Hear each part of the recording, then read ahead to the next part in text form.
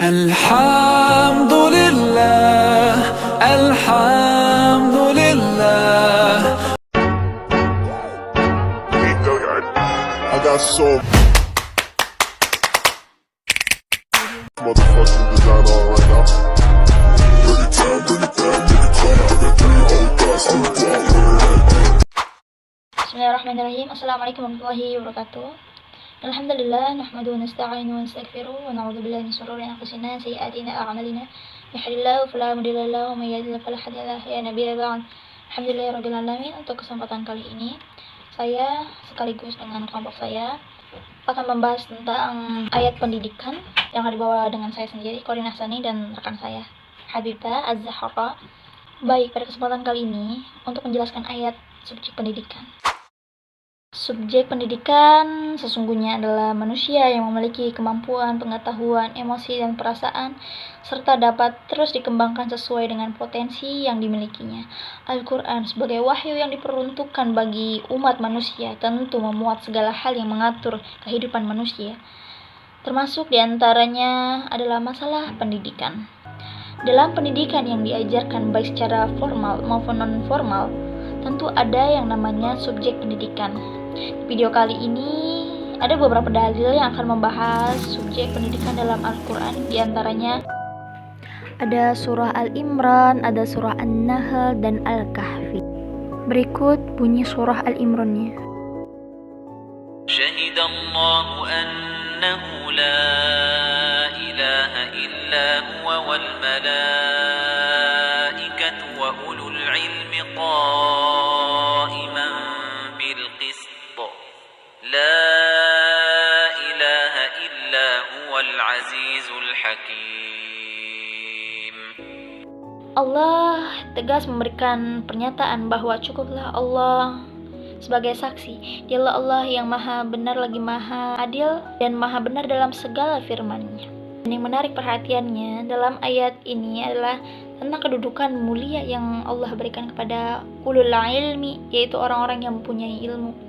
Setelah Allah menyatakan kesaksiannya sangat tinggi dan agung bahwa tiada Tuhan selain Allah dan kesaksian itu adanya datang dari Allah sendiri, bahwa kemudian Allah menyatakan bahwa para malaikat pun memberikan saksi yang sama, dan kesaksian itu juga diberikan oleh orang-orang yang berilmu, yaitu orang-orang yang menggunakan akal dan pikirannya untuk menyelidiki keadaan alam semesta baik di bumi maupun di langit. Ulul izmi, yaitu orang-orang yang berilmu, bukanlah terlahir tanpa perjuangan, tetapi justru mereka lahir dengan penuh perjuangan. Oleh sebab itu, untuk bisa memiliki ilmu, maka ada proses yang dilalui perjuangannya. Kaitannya hal ini dengan Sir Al-Misbah telah memaparkan bagaimana cara memperoleh ilmu itu. Yang pertama adalah ada yang dinamakan ilmu kasbi, yaitu ilmu yang diperoleh dengan cara usaha manusia.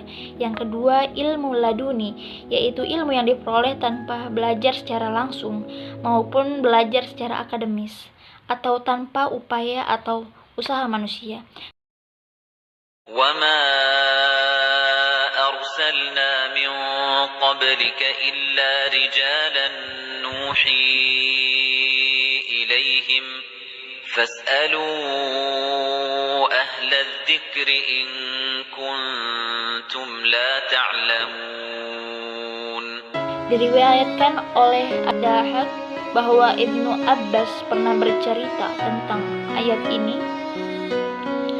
bahwa ketika Nabi Muhammad SAW diutus oleh Allah Subhanahu wa Ta'ala sebagai Rasul, maka banyak di antara orang-orang Arab yang mengetahui lebih awal, tetapi mereka tidak mau menyatakan hal tersebut. Oleh karena itu, ayat ini menjelaskan tentang kesesatan pandangan orang-orang musyrik. Dalam penolakan itu, mereka selalu berkata bahwa manusia tidak wajar menjadi utusan Allah, atau paling tidak dia harus setara dengan malaikat.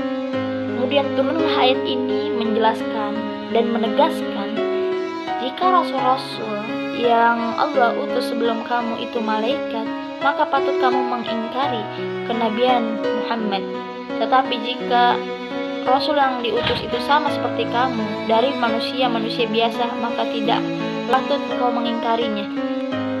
بالبينات البينات والزبر وأنزلنا إليك الذكر لتبين للناس ما نزل إليهم ولعلهم يتفكرون. Mereka kami utus dengan membawa keterangan-keterangan mukjizat dan kitab-kitab, dan kami turunkan az-zikr Al-Quran kepadamu agar engkau menerangkan kepada manusia apa yang telah diturunkan kepada mereka dan agar mereka memikirkannya. Sudah Allah Subhanahu wa Ta'ala menjelaskan bahwa para rasul itu diutus dengan membawa bukti-bukti. Yang dimaksud dalam bukti-bukti nyata dalam ayat ini ialah mukjizat-mukjizat yang membuktikan kebenaran kerasulan mereka. Sedangkan yang dimaksud dengan Az-Zabur ialah kitab yang mengandung tuntunan hidup dan tata hukum yang diberikan oleh Allah kepada manusia. Ayat ini juga menerangkan bahwa Allah menurunkan Al-Quran kepada Nabi Muhammad SAW supaya beliau menjelaskan kepada manusia mengenai ajaran, perintah, larangan, dan aturan hidup yang harus mereka perhatikan dan amalkan. Assalamualaikum warahmatullahi wabarakatuh. Di sini saya akan menjelaskan tentang subjek pendidikan yang terkandung dalam surat Al-Kahfi ayat 66 yang berbunyi Bismillahirrahmanirrahim. Qala lahu Musa hal attabi'uka ala an tu'allimani mimma ullimta rusyda. Dalam tafsir Al-Qurtubi dijelaskan bahwa setidaknya ayat ini memuat dua masalah, yaitu pertama firman Allah Subhanahu wa Ta'ala yang berbunyi qala lahu Musa hal attabi'uka. Nabi Musa berkata kepada Nabi Khidir, bolehkah aku mengikutimu? Ini adalah pernyataan atau permintaan sekaligus pertanyaan yang diungkapkan dengan sangat lembut dan halus, namun mengandung arti yang sangat dalam bagi mengandung etika luhur. Maknanya, apakah engkau rela dan tidak keberatan?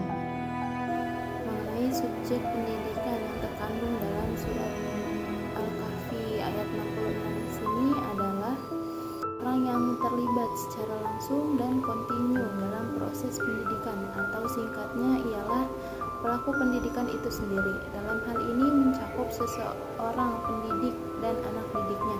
Di dalam ayat ini diterangkan mengenai interaksi antara pendidik dan anak didiknya. Seorang pendidik hendaknya menuntun anak didiknya dan memberitahu kesulitan-kesulitan yang akan dihadapi dalam menuntut ilmu serta memberi teladan yang baik.